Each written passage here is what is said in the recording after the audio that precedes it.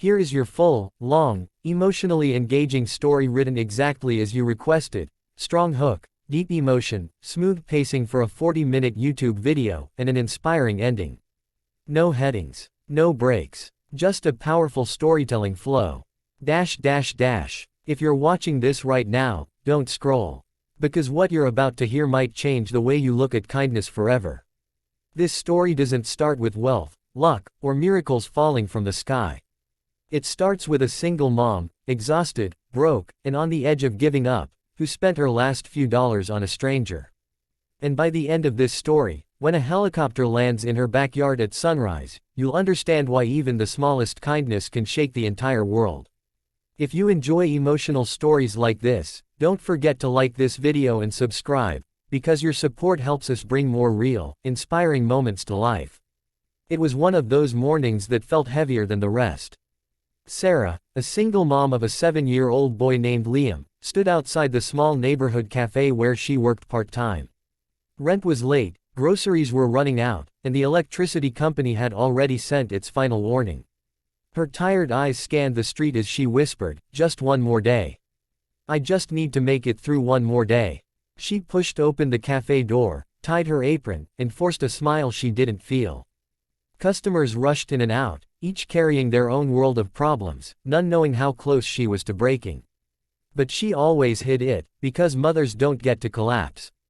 They hold everything up. Around noon, a tall, unshaven man in a worn-out jacket stepped inside. He looked cold, lost, and far more defeated than any customer she'd seen that day. He fumbled through empty pockets, looking embarrassed. The other customers shot him quick judgmental glances. Sarah saw it. She hated it. She'd felt that shame before, the kind that makes a person feel invisible. She approached him gently and said, "What can I get for you?" The man sighed. "Just hot water. I can't pay today." Sarah hesitated only a second, even though she had barely $14 left in her wallet until payday. "How about a real coffee instead?" she offered softly. The man blinked in surprise. I don't want charity." Sarah smiled. "It's not charity. It's kindness. Someday, you'll pass it on." She paid for his coffee with her own money. The man accepted it with trembling hands. His eyes watered. "Thank you," he whispered, voice cracking. "You have no idea what this means today." Sarah wished him well and returned to work, not giving the moment another thought. She'd helped someone. That was enough for her. What she didn't know was that the man she handed that coffee to wasn't who everyone thought he was. Later that evening, after her shift, Sarah walked home carrying a small bag of discounted groceries. Liam ran to her with open arms, excited to show her a drawing he made of them standing in front of a big, beautiful house. "Someday, Mom," he said, "we'll have a home like this.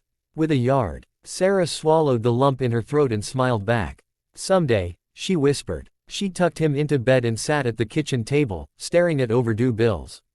The electricity flickered. Her bank app showed $26 left. She took a deep breath and told herself she'd find a way.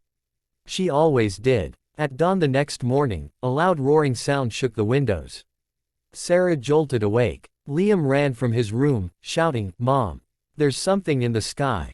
They rushed outside, expecting maybe a fire or a broken transformer.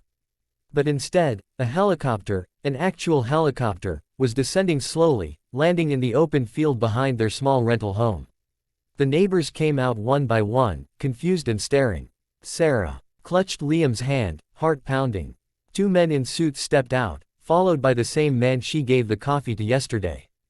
But now he looked entirely different, cleaned up, confident, and nothing like the lost stranger she had seen in the cafe. He approached her with a warm smile. "Good morning, Sarah." She blinked. "How do you?" The man chuckled. "My name is Daniel Carter." The name hit her. Everyone knew it. Billionaire, tech founder, philanthropist, owner of several companies. "But yesterday, I didn't recognize you," she stammered. "Yesterday, I wasn't looking to be recognized," he said gently. "I was having one of the hardest days of my life.